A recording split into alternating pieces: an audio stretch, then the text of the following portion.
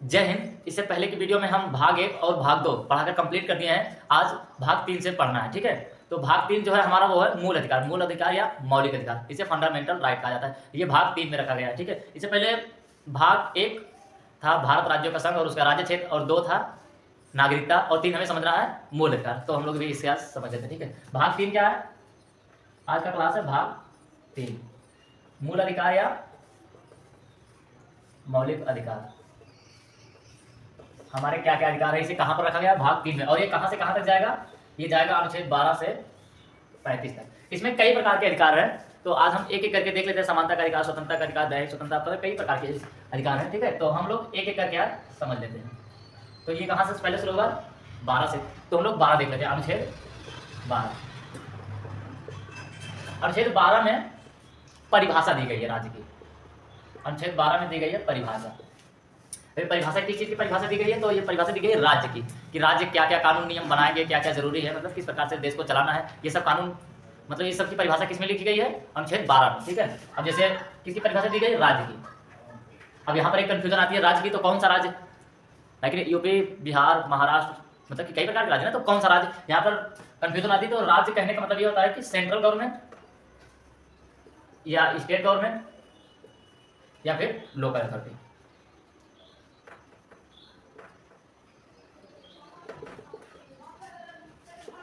Central government, चाहे state government हो या फिर लोकल अथॉरिटी हो, तो फिर यही राज्य की परिभाषा में, मतलब सरकार बनाने के लिए, सरकार चलाने के लिए क्या चाहिए? या तो सेंट्रल गवर्नमेंट या फिर स्टेट गवर्नमेंट या फिर लोकल अथॉरिटी। लोकल अथॉरिटी कहने का मतलब जैसे सेंट्रल गवर्नमेंट, जैसे देश का प्रधानमंत्री। अगर पूरे देश में कोई मतलब कि नियम बनाना है तो उसे कौन लागू करेगा? प्रधानमंत्री, राष्ट्रपति, यही सब लोग तो मिलकर लागू करेंगे ना। वो लोग किसमें जाएंगे? Central government. जैसे स्टेट गवर्नमेंट, राज्यपाल हो गया, ये मुख्यमंत्री वगैरह, अगर किसी राज्य में कानून बनाना है तो कौन लोग बनाएंगे? ये स्टेट गवर्नमेंट वाला गवर्नमेंट बनाएगी। अभी जैसे मान लीजिए अगर कोई किसी शहर में कोई नाली खुली है, तो मुख्यमंत्री आएंगे उसे ढकवाने के लिए? नहीं। प्रधानमंत्री उसे ढकवाने के लिए नहीं आएंगे। तो उसके लिए क्या है? Local authority. उसके लिए किसकी चर्चा की गई? लोकल अथॉरिटी की। अब ये अनुच्छेद 12 में परिभाषा दी गई है कि नियम क्या क्या बनेंगे, राज्य को चलाने के लिए क्या क्या नियम सही होते हैं, क्या क्या नहीं सही होते हैं। मतलब शहर में कार्य करने के लिए कौन रहेगा, गांव में राज्य करने मतलब कार्य करने के लिए कौन आएगा, या फिर केंद्र में पूरा सरकार बनानी है तो उसे मतलब कार्य करने के लिए कौन आएगा, ठीक है। इसकी चर्चा किसमें की गई है? अनुच्छेद 12 में। अब हम लोग देखते हैं अनुच्छेद 13। देखते हैं अनुच्छेद 13। अनुच्छेद 13 बात करता है अल्पीकरण की। अल्पीकरण। अब ये अल्पीकरण क्या है? अल्पीकरण कहने का मतलब ये है कि बहुत से कानून जो है, हमारा देश चलता है संविधान से, लेकिन संविधान में ही नियम कानून सारा लिखा गया है। लेकिन संविधान बनने से पहले भी तो और भी कानून थे ना हमारे देश में, और फिर संविधान बनने के बाद भी कई सारे कानून बनाए जा रहे हैं अलग से। लेकिन अल्पीकरण में ये कहा गया है कि संविधान बनने से पहले,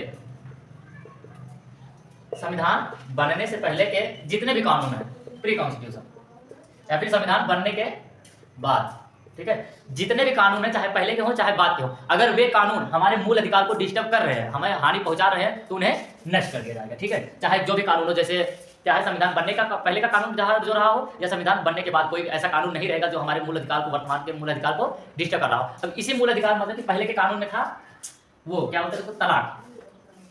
तलाक था ना, 3 तलाक। इसलिए देखा ना, तलाक को हटा दिया गया है। तलाक को मना कर दिया गया है ना। जो मतलब कि मुस्लिम लोग हमारी वीडियो देखेंगे उनको पता चलेगा कि ये तलाक भी, तलाक में तो 3 प्रकार के तलाक है ना, तलाक हसल, तलाक अहसल और तलाक बिद्दत। तलाक अभी भी है, लेकिन तलाक बिद्दत को खत्म कर दिया गया है।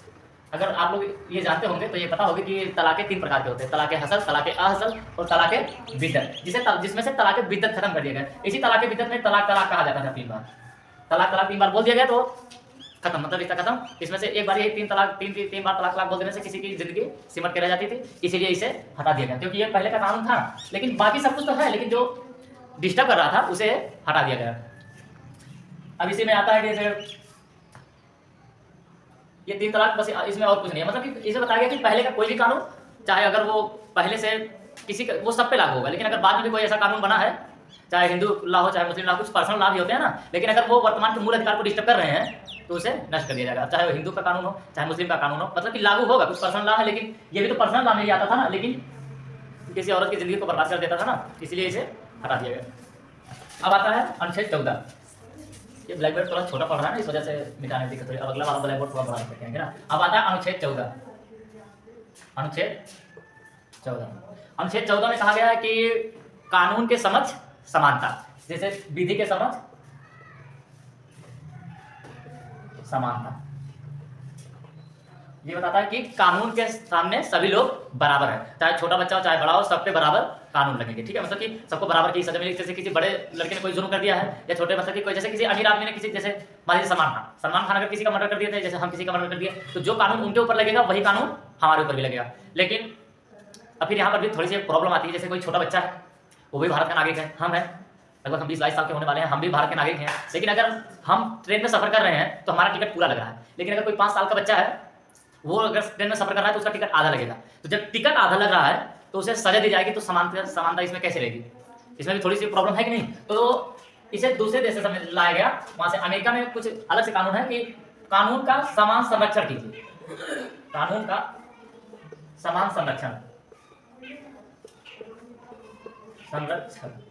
इसमें संरक्षण में ये बताया गया कि जैसे कानून के सामने सब बराबर तो हैं, लेकिन जैसे जो छोटा बच्चा है और कोई बड़ा बच्चा है तो कुछ सजा कम कर दीजिए। जैसे अगर हमें जेल हो गई तो जेल में ले जाकर उल्टे सीधे काम करवाते हैं ना, पहाड़ तुड़वाते हैं, चक्की चलवाते हैं, तो छोटे बच्चे को अगर जेल होगी तो वो पहाड़ तुड़ पाएगा?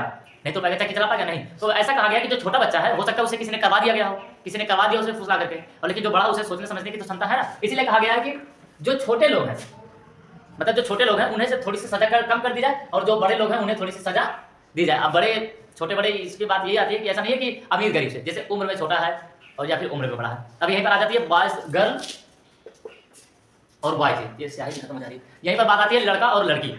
अगर जैसे सबको समानता दी जाती है तो फिर लड़की को भी और लड़की को भी दोनों को समानता रहनी चाहिए। समानता तो रहनी चाहिए, सही बात है, लेकिन कहीं पर अगर पॉजिटिव है, आप अगर समानता नहीं देना चाहते हैं तो जैसे आप कर सकते हैं। जैसे मान लीजिए आर्मी में लड़की भी आर्मी में गई है और लड़का भी, तो जैसे एकदम बॉर्डर के फ्रंट पे खड़ा होना होगा तो क्या वहां पे लड़की खड़ी होगी? नहीं ना। ये तो सभी को पता है कि बायोलॉजिकली कुछ ऐसी प्रॉब्लमें होती है जो लड़कियां, मतलब कि जो स्त्री होती है वो पुरुष इतना, मतलब फिजिकली थोड़ी सी नॉर्मल होती है ना, स्ट्रॉन्ग नहीं हो पाती है, तो इस वजह से उसे थोड़ा सा पीछे बैग में खड़ा कर दिया जाता है, और फ्रंट पे जो होते हैं वो बाई से करते हैं। ये बायोलॉजिकल प्रॉब्लम है, ठीक है। तो यहाँ पर आप समान संरक्षण कर सकते हैं। ऐसा नहीं है कि वो भी समान बराबर है, उसको जैसे आर्मी में दो उसको एक गोली लगी तो लेडीज को भी लगनी चाहिए, आप पॉजिटिव में कर सकते हैं। और आता है अनुच्छेद 15, निपा जाता है पूरा। अनुच्छेद 15 में, अनुच्छेद 15 में ऐसा कहा जाए छुआछूत, आप किसी से छुआछूत नहीं कर सकते। इसमें छुआछूत का अंत कर दिया गया है। छुआछूत इन द सेंस भेदभाव नहीं करते रहे, तो छोटी जात का हो बड़ी जात का इसे भेदभाव, तो आप 5 आधार पर भेदभाव किसी से नहीं कर सकते। एक तो जन्म के स्थान पर, मतलब एक तो जन्म से कि ये तो छोटी है, या फिर दूसरा जाति से, और तीसरा धर्म से, और चौथा क्या है वंश के आधार पर, हाँ है कि नहीं, और तीसरा लिंग के, चाहे स्त्री हो या पुरुष हो, आप उसमें भी भेदभाव नहीं कर सकते, चाहे जन्म स्थान पे। जैसे नहीं होता कि जैसे वो बिहार वाले, यूपी बिहार वाले कहीं जाते तो महाराष्ट्र की साइड या फिर दिल्ली साइड चले जाए, इनको बहुत अजीब नजर से देखा जाए, दूध ये तो बिहारी है, दूध ये तो नहीं होता ऐसे, ये तो उत्तर प्रदेश का। और जैसे किसी जाति के, ये कि छोटी जात का है, ये बड़ी जाति का है, जैसे आप वही से 10-12 साल पहले जाइएगा, अपने घर वालों से पूछे, या फिर हमारे दादा दादी बताते हैं कि जैसे जो दलित समाज के लोग थे उन लोगों को उच्च कास्ट वाले बहुत ज्यादा सताया करते थे। सताया इन द सेंस वो लोग अपने घर पे अगर चले गए ना, तो कोई ऊंची कास्ट वाला रहता था ना, तो वो लोग अपने घर पे ही खड़े हो जाते थे उसी लिए। हाँ, आदर सम्मान करना वो अलग बात है, लेकिन अजीब से खड़े होते ना, बाबू साहब आ गए हैं इसलिए इनको छोड़ के खड़े जाओ। हाँ, किसी का आदर सम्मान करना ये अलग बात है, लेकिन वो लोग नीचा दिखाने के लिए उनको खड़ा करवा देते थे। तो लेकिन अब ऐसा आप नहीं कर सकते। कोई छोटी जाति का है आप उसमें कुछ नहीं कर सकते। अब किसी भी धर्म का, हिंदू है या मुस्लिम है, आप उसे भेदभाव नहीं कर सकते। ऐसा नहीं है कि अगर किसी कॉलेज में मुस्लिम लोग पढ़ रहे हैं तो वहाँ पर हिंदू नहीं पढ़ सकता है। अगर आप उसे मना कर रहे हैं तो उसके मूल अधिकार का हनन कर रहे हो, तो सीधा जाएगा अनुच्छेद 32 का प्रयोग करके सुप्रीम कोर्ट में। तो फिर आप समझ लीजिएगा क्या होगा। और आता है वंश के आधार पर, वो चाहे किसी भी वंश का हो, चाहे सिंधिया घराने का हो। लोग बहुत देखो पुराने में उन्होंने भारत में विदेश अंग्रेजों को बुलाया था और कहा था कि हिंदुस्तानियों को मारो। तो क्या अब उनसे आप भेदभाव करेंगे कि तुम्हारे पूर्वज तो ऐसे थे, हमारे देश में गद्दारी किए थे, आप उनको कहेंगे? लोग आज भी उन्हें महाराज कहकर के बुलाते हैं, हाँ, उन्हें आज भी लोग महाराज कहते हैं। तो क्या उनसे भेदभाव किया जाएगा? नहीं।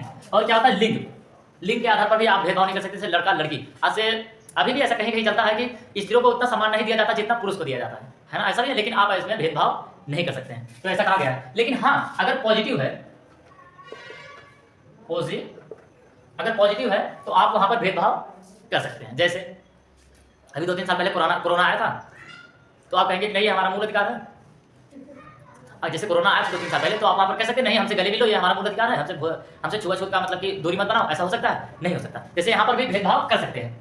अब जैसे और भी किसी भी जैसे धर्म के स्थान पर या फिर जाति के स्थान पर, मतलब किसी भी अगर पॉजिटिव डिस्क्रिमिनेशन है तो आप यहाँ पर भेदभाव कर सकते हैं। लड़का लड़की जैसे अगर किसी झगड़े मतलब कुछ भी हो रहा है, आप समझ सकते हैं इतना, जैसे अगर पॉजिटिव डिस्क्रिमिनेशन है तो वहाँ पर आप भेदभाव कर सकते हैं, ठीक है। ये अनुच्छेद 15, आप 16 कितने सिर्फ इजी इजी छोटा छोटा छोटा चलता रहता, ज्यादा सही रहेगा। ठीक है, अब आता है अनुच्छेद 16। अनुच्छेद 16, अनुच्छेद 16 में कहा गया है कि नौकरी की बात की गई है कि लोक नियोजन, इसे लोक नियोजन का मतलब नौकरी ही होता है। लोक नियोजन, लोक नियोजन मतलब लोक नियोजन का अर्थ यही होता है कि नौकरी में समानता।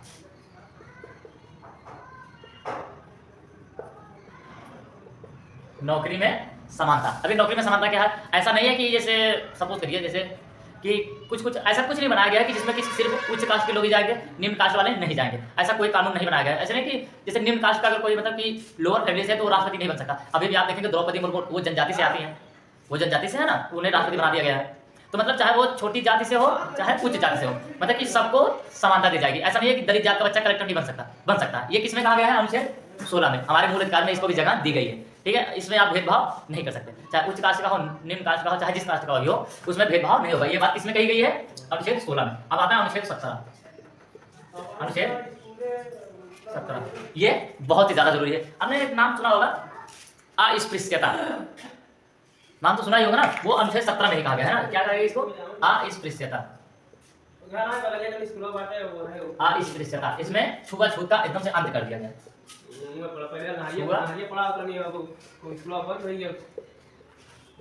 छुआछूत का, अरे छुआछूत क्या है? छुआछूत वही अभी बता था कि जैसे आप किसी से छुआछूत का फैला नहीं सकते। अभी वहां पर तो 5 प्रकार का था जिसमें भेदभाव नहीं कर सकते अनुच्छेद 15 में, लेकिन इसमें अस्पृश्यता, छुआछूत का अंत कर दिया गया। जैसे अनटचेबिलिटी,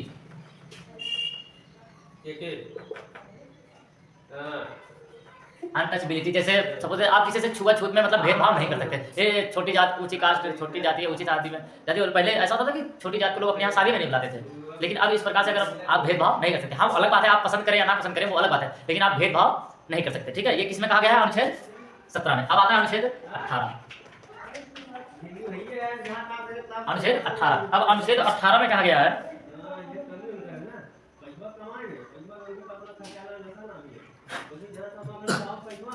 अनुच्छेद 18 में कहा गया कि उपाधि, उपाधियों का उपाधि इन द सेंस, या उपाधि क्या है? अगर आपको कोई बहुत बड़ी उपाधि मिली है तो आप उसे अपने नाम के आगे नहीं लगा सकते। उपाधि का मतलब जैसे आपको मिला है, आपने उसे मेहनत से तो अर्जित किया है, लेकिन आपको आपकी किसी जॉब पे वो निर्भर नहीं। जैसे आपको जैसे नहीं खुश होकर के लोग गिफ्ट नहीं देते हैं, तो आप उसे अपने नाम के आगे नहीं लगा सकते। जैसे रोहित शर्मा ने वर्ल्ड कप जीत कर लाया, इस बार ट्रॉफी नहीं जीताई, तो वो ऐसा नहीं कह सकता कि हम वर्ल्ड कप विजेता हैं, वर्ल्ड कप विजेता रोहित शर्मा, ऐसा नहीं कह सकता। हाँ लोग इसे प्यार से बता सकते हैं कि कैप्टन रोहित शर्मा, ऐसा बता सकते हैं, लेकिन ये नहीं कह सकते वर्ल्ड कप विजेता रोहित शर्मा। ठीक है, जैसे समझिए सपोज दैट जैसे हमारे देश में किसी को भारत रत्न मिल गया, जैसे दिव्य कीर्ति सर जी हैं, खान सर हैं, मतलब जैसे जितनी भी महान हस्तियां हैं, इन लोगों को अगर जैसे भारत रत्न मिल गया सपोज दैट, तो ये लोग कह सकते हैं कि हाँ हम इस देश के टीचर हैं, दिव्य कीर्ति सर, मतलब वो लोग कह सकते हैं कि हम इस देश के शिक्षक हैं, हमें भारत रत्न मिला। लेकिन ये नहीं लगा सकते कि भारत रत्न फलाना आदमी, मतलब जो भी उनका नाम है, अब नाम लेना इतना उचित नहीं होता। ठीक है, तो वो लोग अपना लगा सकते हैं, लेकिन भारत रत्न उपाधि मिली है तो नहीं नाम लगा सकते। ठीक है, इसमें उपाधियों का अंत कर दिया गया। जैसे इस तरह से इसमें यह दर्शाया जाता है ना कि आपको अगर गिफ्ट में कुछ मिल गया तो आप उस गिफ्ट के बदौलत उछल रहे हैं, कहने का मतलब यही होता है। ठीक है, लेकिन हाँ अगर आपने जैसे मेहनत से 4-5 साल परिश्रम करने के बाद कोई जॉब करी है, जैसे डॉक्टरी में मेहनत लगती है ना 4 साल, पहले 2-3 साल लगेगा नीट निकालने, फिर उसके बाद 4 साल जाएंगे आप कॉलेज में रहेंगे, एम्स में, या फिर जैसे इंजीनियरिंग कर रहे हैं तो 2-3 साल 1-2 साल लगेगा इंजीनियरिंग IIT कॉलेज पाने के लिए, फिर 3-4 साल कॉलेज में लगेगा। तो अगर आप ये पा गए हैं, जैसे आप डॉक्टर बन चुके हैं, तो आप अपने नाम के सामने डॉक्टर लगा सकते हैं। जैसे किसी ने PhD करने के लिए बहुत ज़्यादा तो ग्रेजुएशन करो, फिर PG करो, फिर उसके बाद 2-3 साल जो PhD में लगेगा, वो सब इतनी मेहनत करने के बाद अगर आप डॉक्टरी पा गए हैं तो आप डॉक्टर लगाएंगे नहीं, जैसे लगा सकते हैं। जैसे कोई दरोगा हो चुका है, वो भी अपने नाम से दरोगा फलाना साहब, नहीं होता ऐसा। अब फिर जैसे आप जैसे फिल्म देखोगे तिरंगा में ब्रिगेडियर सूर्यदेव सिंह, अगर ये मेहनत से होती है ना वो, ये तो आप लगा ही सकते हैं। लेकिन आप इस तरह से नहीं लगा सकते भारत रत्न डॉक्टर, ये जैसे देखिए आप डॉक्टर राजेंद्र प्रसाद थे तो वो देश रत्न लगाया जाता है, भारत रत्न उनको नहीं लगाया जाता। ठीक है, क्योंकि वो देश के रत्न थे। तो इस प्रकार से ये खत्म हुआ। मतलब अगर आप यहाँ पर ध्यान से देखेंगे तो यहाँ पर सभी में समानता थी। अनुच्छेद 14 में कानून के समक्ष सब समानता, और 15 में वहां भी समानता, और 16 में लोक नियोजन मतलब कि नौकरी में भी समानता है, और अस्पृश्यता मतलब किसी से आप छुआछूत नहीं कर सकते, तो मतलब यहाँ पर भी समानता। अगर आप 18 देखेंगे तो उपाधियों का अंत कर दिया गया है, मतलब कि उपाधि नहीं रख सकते क्योंकि आप भी समान ही है। तो ये जो 14 से 18 तक आता है अनुच्छेद, 14 से 18 तक जाता है ना, ये क्या होता है? ये होता है हमारे समानता का अधिकार। इसमें से 6 प्रकार के अधिकार है, 7 प्रकार के अधिकार थे, जिसमें से एक खत्म कर दिया गया है, हमारे संपत्ति का अधिकार। ठीक है, अगर आप यहाँ से ध्यान से देखेंगे तो ये समानता का अधिकार, देखिए हर जगह पे समानता की बात करता है, इसलिए इसे कहा जाता है समानता का अधिकार। ठीक है, आज हमने एक अधिकार पढ़ लिया, मौलिक अधिकार में 6 अधिकार है, जिसमें से हमने आज एक कंप्लीट